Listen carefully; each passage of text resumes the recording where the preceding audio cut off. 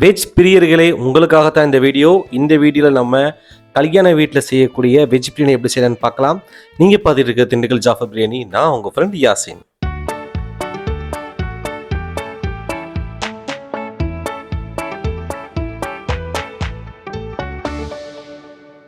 மக்களே, இன்றைக்கி நம்ம பார்த்தீங்கன்னா ஒரு 3 கிலோ அளவுக்கு வெஜ் பிரியாணி பண்ண போகிறோம்.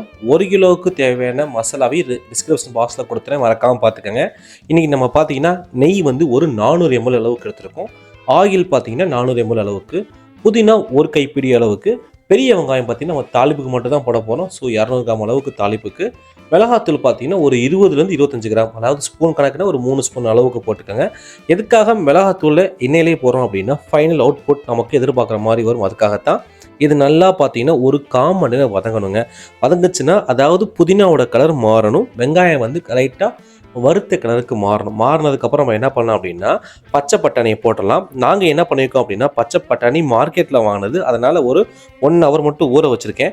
நீங்கள் ஒருவேளை வந்துட்டு காஞ்ச பட்டாணி கிடச்சிச்சின்னா அதை வந்து ஒரு 2 ஹவர்ஸ்க்கு முன்னாடி ஊற வைங்க. அப்படி இல்லைன்னா சுடுதண்ணியில் ஒரு 1 ஹவர் போட்டால் போதும். இதுக்கப்புறம் பார்த்தீங்கன்னா இஞ்சி பூண்டு சின்ன வெங்காயம் எல்லாமே போட போகிறோம். இதை இஞ்சி பார்த்தீங்க அப்படின்னா ஒரு 150 கிராம் அளவுக்கு, பூண்டு 200 கிராம், சின்ன வெங்காயம் பார்த்தீங்கன்னா ஒரு 350 கிராம் அளவுக்கு. இது ரிச்னஸ்க்காக நான் முந்திரி பருப்பு ஆட் பண்ணியிருக்கேன் 50 கிராம். இதுக்கப்புறம் பார்த்தீங்கன்னா பச்சை மிளகா பார்த்தீங்கன்னா ஒரு கை, மல்லித்தலை ஒரு கை, தக்காளி பார்த்தீங்கன்னா இது கொஞ்சம் கம்மியான அளவுக்கு தான் நம்ம போட போகிறோம். தக்காளி அதிகமாக தெரியக்கூடாது வெஜ் பிரியாணிங்கிறதுனால, அதனால் ஒரு 200 கிராம் அளவுக்கு ஆட் பண்ணியிருக்கேன். இதை நல்லா வதக்கணுங்க. நம்ம இந்த வெஜ் பிரியாணியில் பார்த்தீங்கன்னா 2 வெஜிடபிள்ஸ் மட்டும் ஆட் பண்ண போகிறோம். ஒன்று பார்த்தீங்கன்னா பட்டாணி, இன்னொன்று பார்த்தீங்க அப்படின்னா கேரட் தான். இப்போது பிரியாணிக்கு முக்கியமான பவுடர் பார்த்தீங்கன்னா பட்டை, ஏலக்காய், கிராம்பு பவுடர் தான். பட்டை ஒரு 20 கிராம் அளவுக்கு, ஏலக்காய் அதில் பாதி 10, கிராம்பு அதில் பாதி 5. இதுக்கப்புறம் பார்த்தீங்கன்னா உப்பு ஒரு கைப்பிடி போட்டேன் அப்படின்னா அது வந்து பார்த்தீங்கன்னா ஒரு படிக்கு வரும். நான் இங்கே பார்த்தீங்கன்னா ஒரு 150லேருந்து 180 கிராம் அளவுக்கு உப்பு போட்டிருக்கேன். இந்த மசாலா பார்த்தீங்கன்னா நல்லா வதங்கணும். பச்சை மிளகா கலர் மாறிடுச்சு. இப்போ நம்ம என்ன பண்ணலாம் அப்படின்னா கேரட்டை போட்டுடலாம்.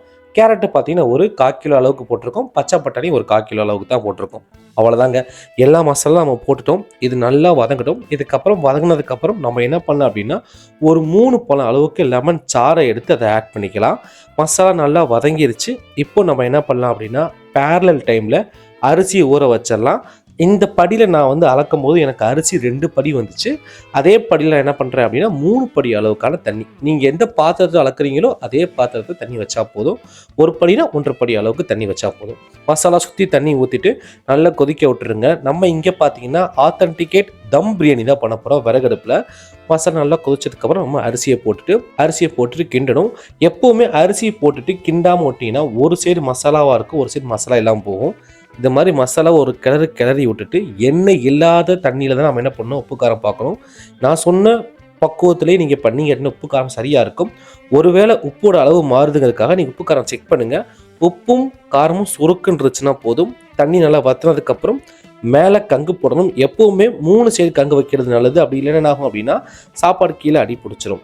அதனால் மேலே விறகு ஃபுல்லாக எரிஞ்ச விறகு இருந்துச்சுன்னா மேலே போடுங்க. அப்படி இல்லைன்னா கங்கை மட்டும் போட்டு கரெக்டாக ஒரு 20 மினிட்ஸ் இருந்தால் போதும். அதுக்கப்புறம் தம்மு உடைச்சிட்டோம் அப்படின்னா நம்ம எதிர்பார்த்த பக்காவான கல்யாண வீட்டு வெஜ் பிரியாணி ரெடி.